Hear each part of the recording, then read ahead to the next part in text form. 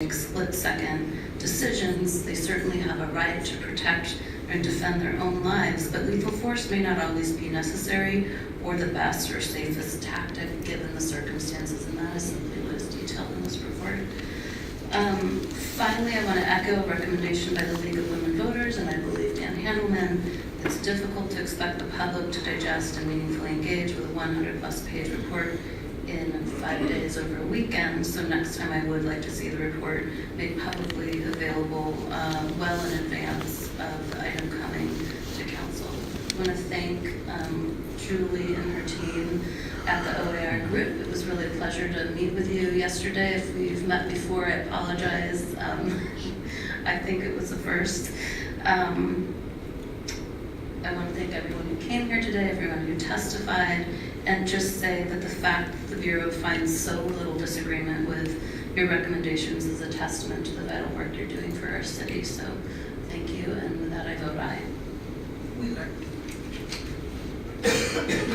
Well, since the year began, we've seen 2 officer-involved shootings, one of which was a fatality.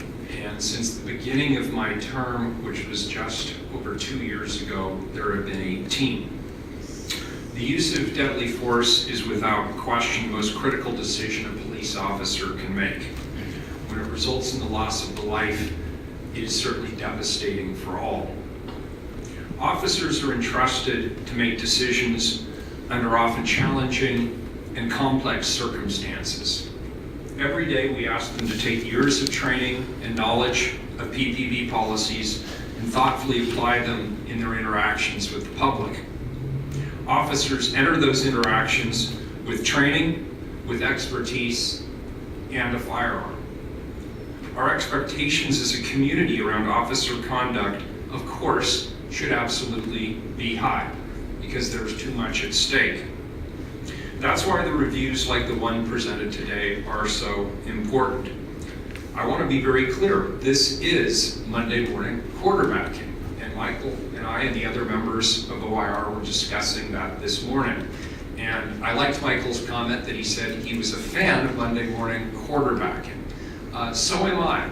And by the way, if you want to use a sports analogy, so are all winning teams. In fact, after a game, win, lose, or draw, what do for most of the next week? They review the tape. They go back and they look at what they did right, what worked well, what excelled, and they look at what didn't work and what needs to be improved upon. And while I sometimes get criticized for holding the Police Bureau, of which I'm the commissioner in charge, to a very high standard, I want to be crystal clear. I do hold them to a very high standard because I want the Portland Police Bureau to live up to that high standard, and I know that by and large, they want to live up to that standard too. Officers enter interactions with the public with these high expectations. OIR has served a very valuable function, in my opinion, for the city as a third-party reviewer of officer-involved shootings in Portland for the last several years. The reviews have enabled us to assess whether PPB's current policies and training are in fact reflected in practice. As leaders, I think it's incumbent upon all of us to ensure that the correct policies and training are in place so that if an officer makes the decision to use deadly force, he or she does so with the proper foundation in place.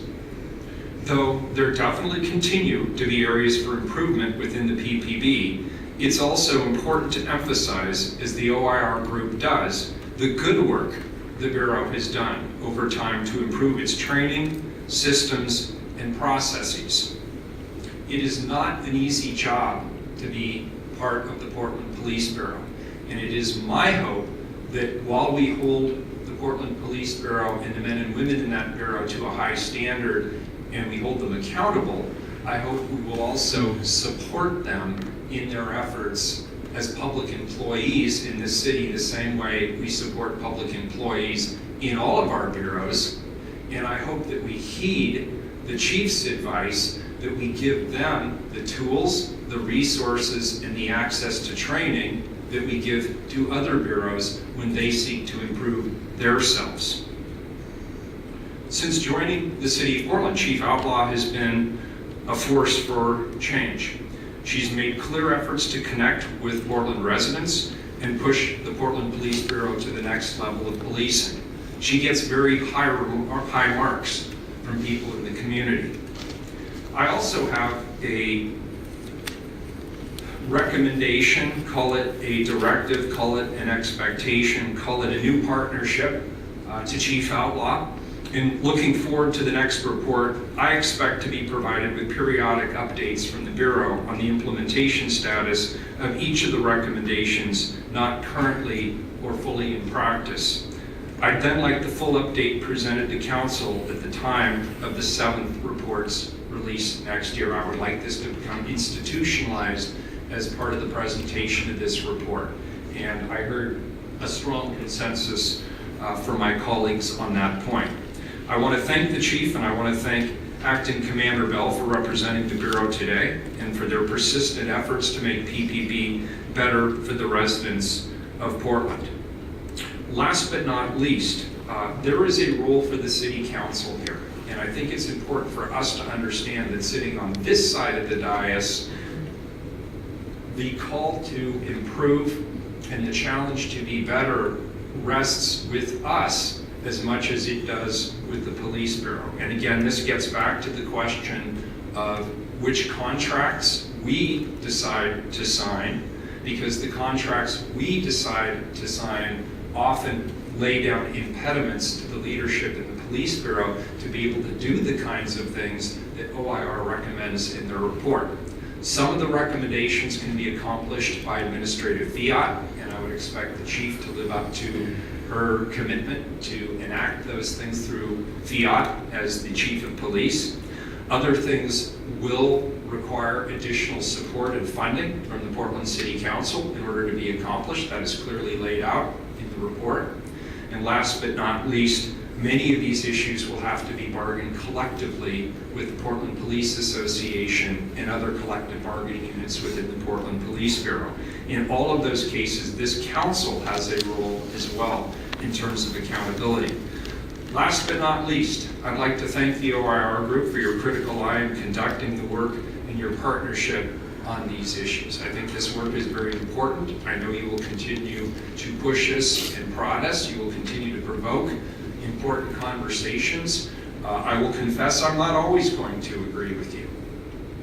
But that's part of the point here, is that we have a clear and open and frank dialogue about these issues. In this particular report, the 6th edition of the report, he made 40 specific recommendations. The police chief is committed and agreed to all 40 of those recommendations. I want to state for the record, so too do I. And I will work with the chief and the Bureau and my colleagues here and the PPA and others to ensure that we actually live up to that commitment. So with that, I thank you all. I vote aye. The report is accepted.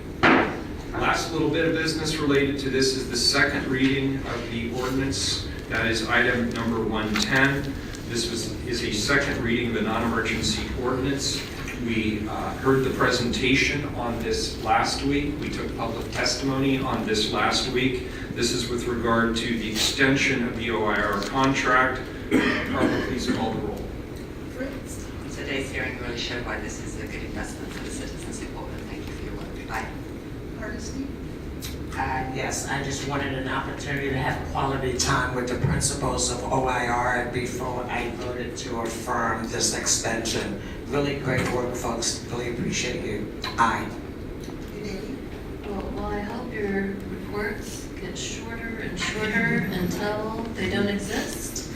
Until then, really appreciate your service to our city. I vote aye. Wheeler. I like that sentiment. I support it. I vote aye. Thank you for your hard work. The ordinance is adopted. Have a safe trip home. Thank you very much. Thank you. Next item, 111. Appoint Yolanda Salguero to the Portland Committee on Community Engagement Policing for a term to expire on February 6, 2020. Nicole Grant, there you are. Come on down. And Yolanda's here, right? Yolanda's got that.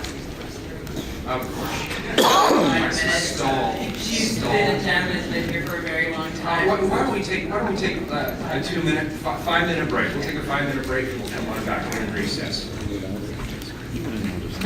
It's going to sit on the surroundings. So, I didn't get a chance to look at my, the PRB report to see whether somebody was Good to see you. really was on that.